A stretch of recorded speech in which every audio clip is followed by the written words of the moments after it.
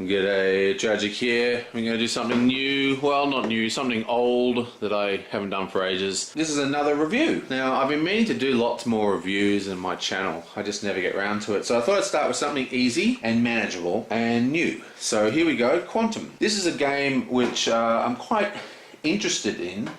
It's by this Eric Zimmerman guy who has written quite a number of books on game design, and he's run a successful computer game company. And this is his new board game, and I've actually read his book. I can't remember the name of it off the top of my head. It was alright. It was an alright book. Had some interesting ideas, if a little formulaic, but this is a game that he's built with some of his game design ideas, so I thought I'd do a video on it and show how it goes. Well, for starters, fantastic boards, all the pieces, all the actual parts are fantastically done. Now what this is it's basically a very light dice game. It uses 2 sets of cards for decks, and I'll just quickly show you how it plays, and then I'll, lightly show you how it plays, and yeah, we'll get into it. So basically what happens is, you have all these sector tiles, okay? Now, if you look at these tiles, let's take a look at this one. You can see it's split up into all these different sections around a centralized planet. So you have the orthogonal positions, like up, down, left, right, and then you have the diagonal positions here. Now, the only ones that you'll note that there are these little lines, and that's because these count. Okay, almost all the things in the game can only move through off-diagonal positions, like left to right or up and down. There is a special way to move diagonally, but in most cases it doesn't. So if you were to dock on this planet, you need to have your ship in one of these 4 sections. And then you can see these 2 little spaces, and that's for placing your quantum cubes, which is the whole point of the game.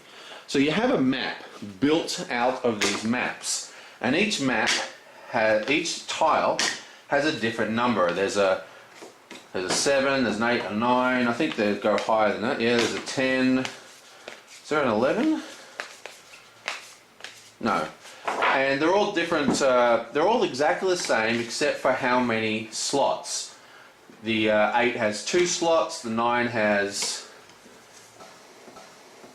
3, 10 is 4, and so on and so forth. Now what you do is you build a map, and you can either build it yourself if you're feeling creative, but they have provided a number of map suggestions. So for a 3-player game, they've given us all these suggestions, whether you want to play a short game of 5 cubes or whether you want to play a long game of 7 cubes. And 4-player, this is a 4-player. So what I'm going to do, I'm just going to set up one of these maps so you can see it in action. I'll set up why don't we set up a 7-player? What about this one here, the Gordian Knot? So what attracted me to this game is that I'd actually read this guy's game design book, and I was curious to see how his ideas were materialized in an actual functioning product.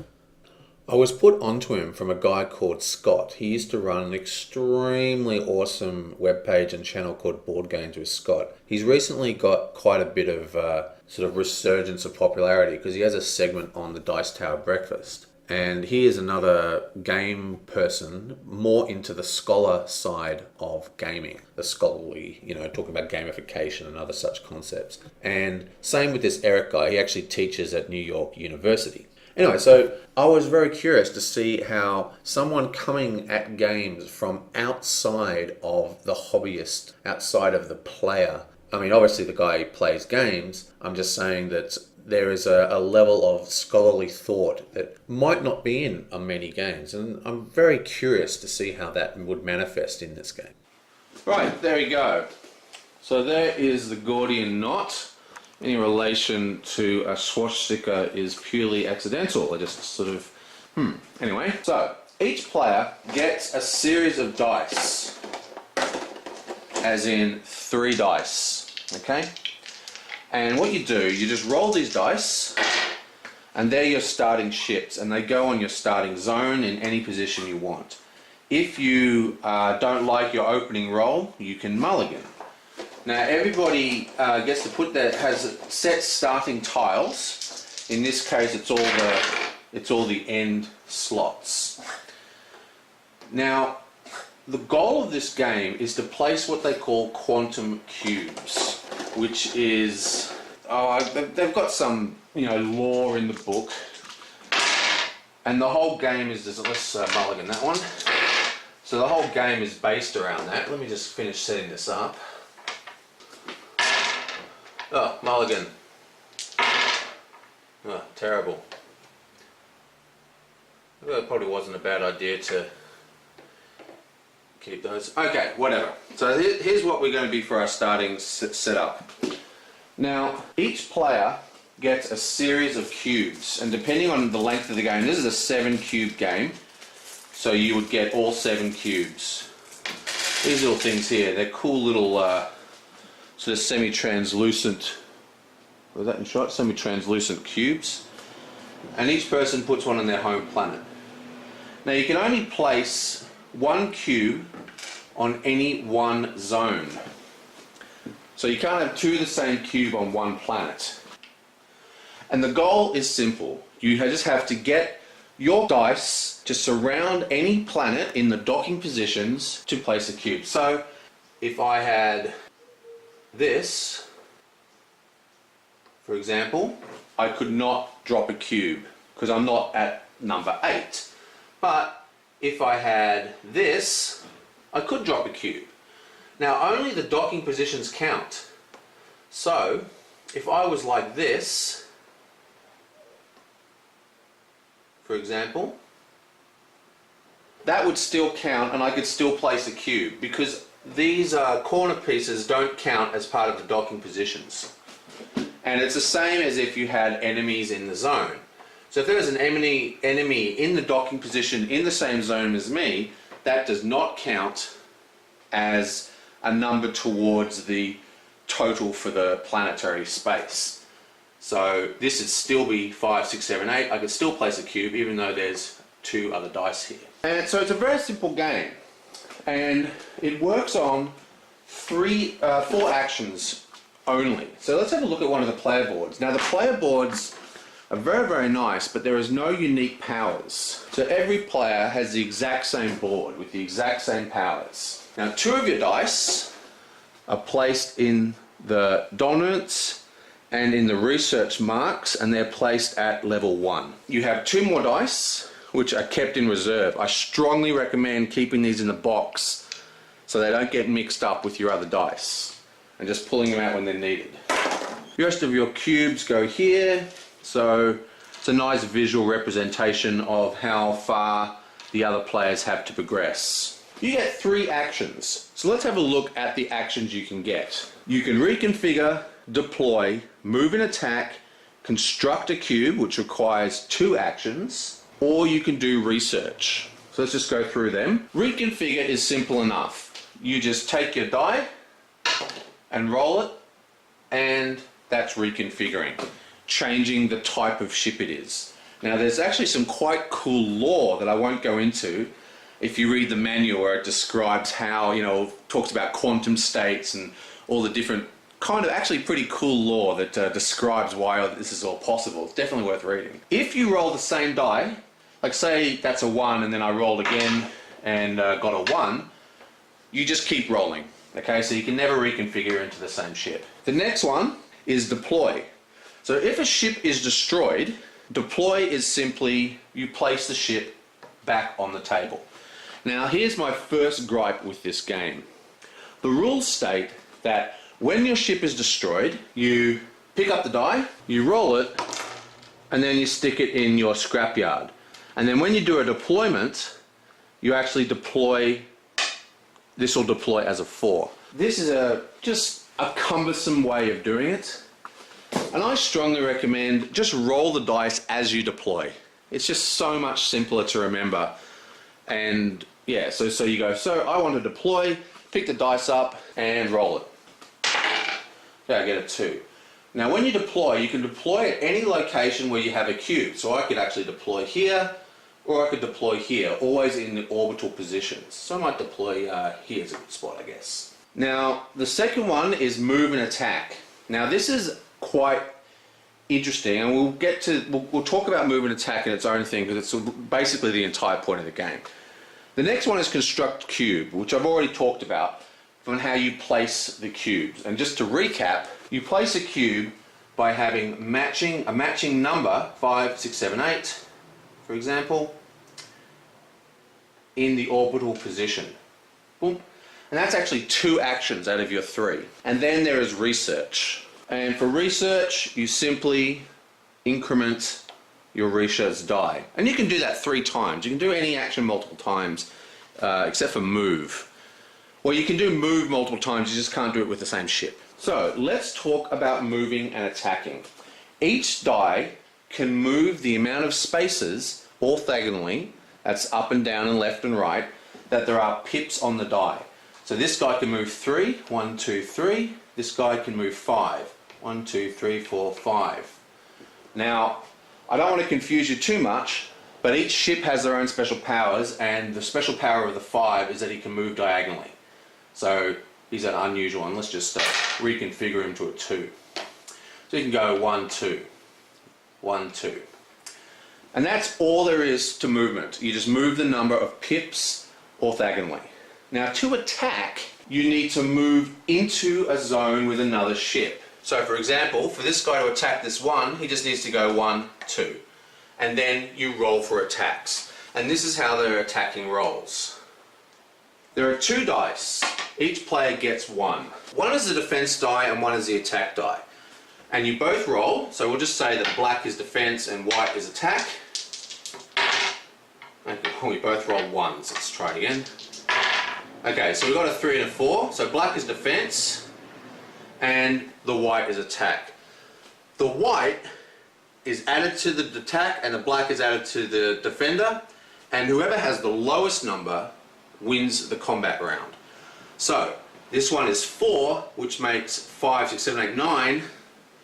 Absolutely obliterated the red cube. The smaller the die number, the more powerful it is. So the 1 is actually the most powerful ship, but it has the least movement.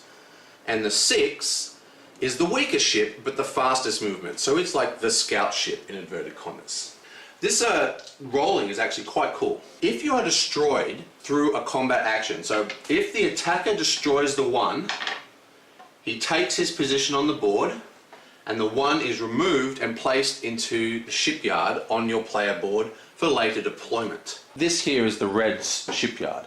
And at the same time, you increase the dominance value to 2. If the defender wins, so say the 5 attacked the 3 and the 3 won, nothing happens. There are no penalties of any sort for attacking. All that happens is that you have to retreat 1. Now the rule is a little bit vague on this, but we play that you have to retreat into the path that you came from and not in another direction. So we play, if you went 1, 2 and lost, you have to go there.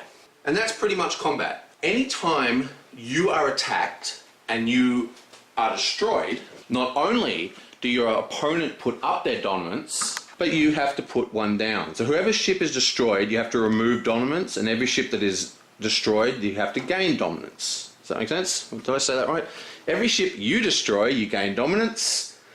Every ship they destroy of yours, you lose dominance. Finally, each ship has its own special ability, which is counted as a free action beyond your 3 actions. So you have your normal 3 actions, but each ship at any time between or before any of your actions can also use their ship ability. And they're very, very simple. The first one is the 1, the strike ability. As we talked about, the 1 can only move 1 spot. A normal attack is a movement like that. But his special ability is that he can attack 1 zone over. So if he's standing here, he can attack all these ships, one of any of these ships, because you only get to use your special ability once. So say he attacks the 5, you both roll, okay, get 5, 6, 7, 1, 2, and the red is destroyed. But because that is a special action, he also can then do a normal move attack. So say this was the setup.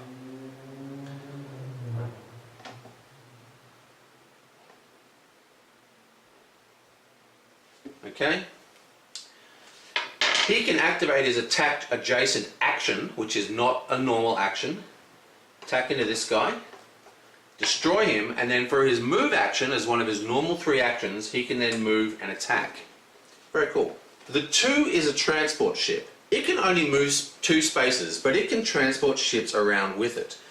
And it can take anyone from any surrounding position on the board.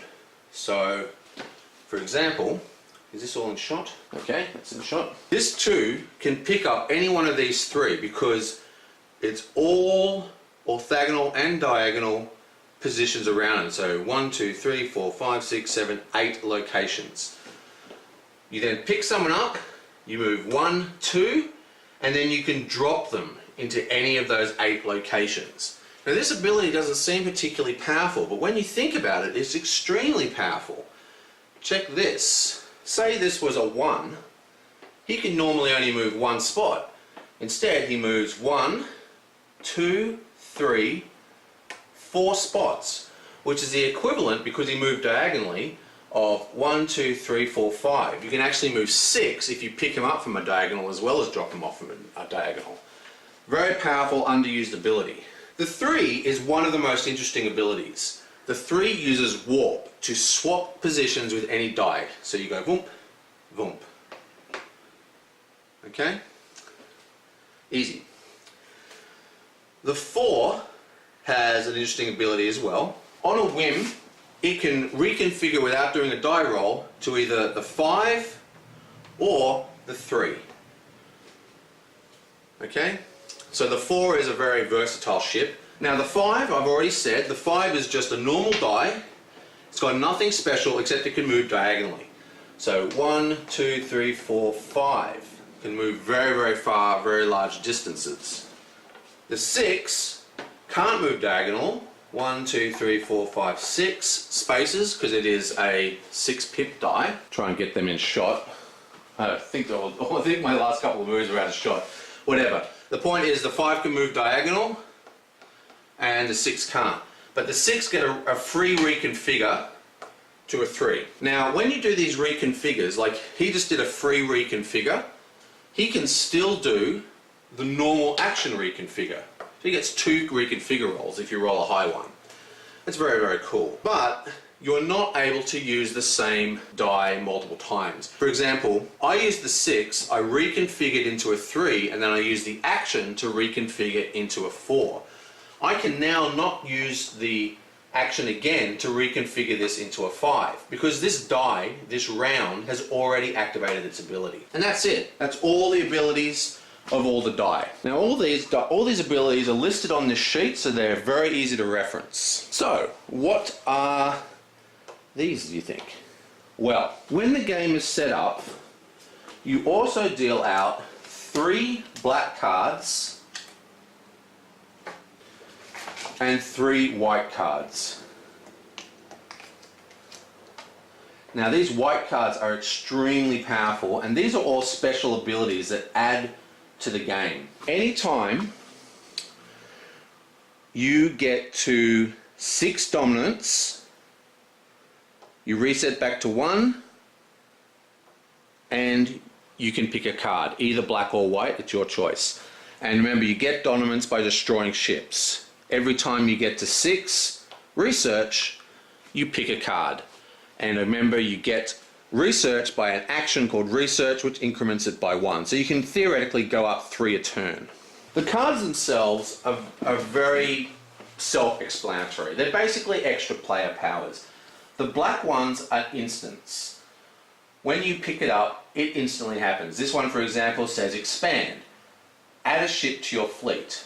Okay? Immediately roll an expansion ship and put it on the orbital position on a planet with one of your quantum cubes or in your shipyard. So just like, you just pull the spare dice I told you to put in the box to not confuse you, that is how you get them out. These ones are a little more interesting and very, very powerful. You really need to control who gets these. It's important because they're so strong.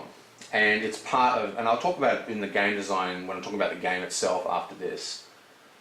These are actually abilities. So this one is, for example, is called Eager. Free deployment. Deployment does not use one of your actions, which is very, very powerful.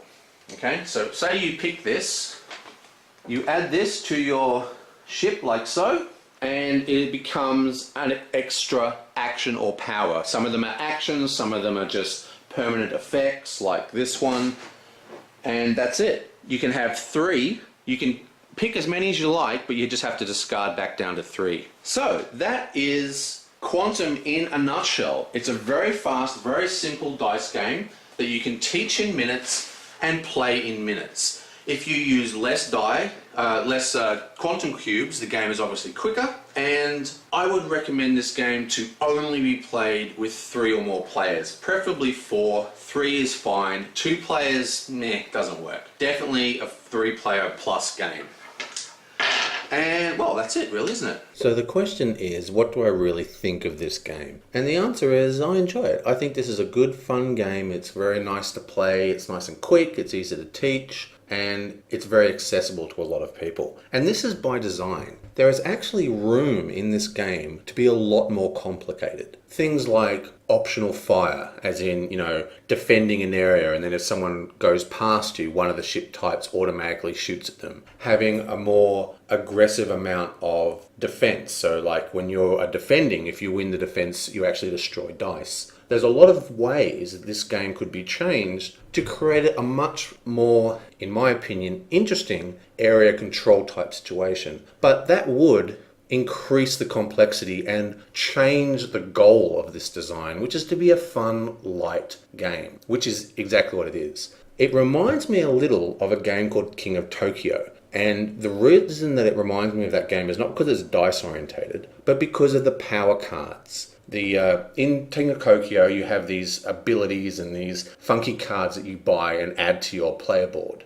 Similar in this game. And just like King of Tokyo, these player powers are crazy powerful. And the result of that is that it increases the entire tempo of the game. The speed of the game picks up as these cards come out, which lowers the length of the entire game. It can be incredibly one-sided. People can have runaway leads. But because the game is only so short, this doesn't matter. And again, that kind of thing could not happen if the game had more complicated things. You see, there's a few things inside this game that are kind of incongruent with the idea of fast, in-your-face, simple gameplay. Smash, smash, smash, roll some dice, have a lot of fun. And that is, you can't move through other ships. You can't move through planets. So, because you can't put a cube on, more than one cube on a single planet, you know where people have to go. That means there is an aspect or an illusion of area control in this game where you realize that, your opponent's going to have to go into this sector and blah, blah, blah. But this is really an illusion. This is not what this game is about at all. It's like King of Tokyo. It's just throw a bunch of dice and have a lot of fun, which is it succeeds at. Some crazy player powers and a lot of interacting abilities. Now, in my opinion, there's actually a much better game hidden inside this game. And my group is working on our own more complicated version of the game that we're going to try out, like a variant where we've tried to increase the area control and the tactical decisions, which by increasing the risk of attacking and enabling op firing and stuff like that. Regardless of all that, the game does achieve what it wants to do. It's coherent, the rules are very, very clear and well written, there's some nice lore, the pieces are beautiful, and I think this is a very good game and definitely one worth putting into your collection. If you're looking for a game that you can bust out, teach in 5 minutes, you can play in 5 minutes or play in 15 minutes, you want to play longer, put more tiles on the table, put more cubes on the table. Take away cubes, it's so modular and it's really good at that. Still, for me, it feels like a slightly missed opportunity. It feels like there should be a better game here than there actually is. Does that mean it won't get to the table? Probably not. It probably will get to the table sometimes, probably more often than some games that I consider absolutely fantastic, because I prefer more complicated games. And being such a quick and easy game, it's going to hit the table more often because you can just bust it out so fast. All in all, I would actually give this a pretty high recommendation. I think this is a good game, as long as you understand what it is. And it is not a tactical game. I mean, there are slight tactics in it. There's a lot of interplaying powers. There's some quite interesting combos in the cards and all this kind of stuff. But look, I don't want to keep saying it, but I will anyway. It is similar to King of Tokyo. The goal is to just smash into the other cubes and roll a bunch of dice. That's what the game is. And it could have been a lot more. Also, just something I want to mention while I'm talking about this game is I'm a big hater of box inserts.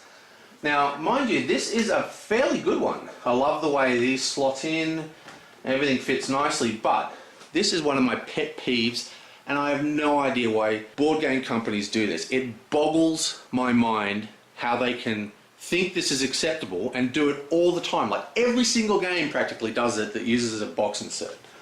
Let's have a look. Look at this. Look at this insert here. Look how deep that is. Well, right down there. Now, look how deep the card insert is. This tiny little insert. So tiny that the cards can't even fit in it. It's ridiculous. It means that any kind of movement and the cards slide around underneath everything and can very easily get bent. There is no reason for this. No reason. Just make this, look how deep that one was. Just make this, you know, another centimetre deeper. Who cares if it's a little too deep? Better to be too deep than not deep enough. Absolutely despise that. And the other thing I don't like about inserts as well is if they expand it, where are you going to put it? If they made this deeper, or if they didn't waste so much room, you could have another set of slots for more tiles and a much deeper slot for more cards. But yeah, box inserts, why bother? They just make the game more expensive, make it take up more room, and annoy the hell out of everybody who plays them. Anyway, that's Quantum. I will see you guys next time.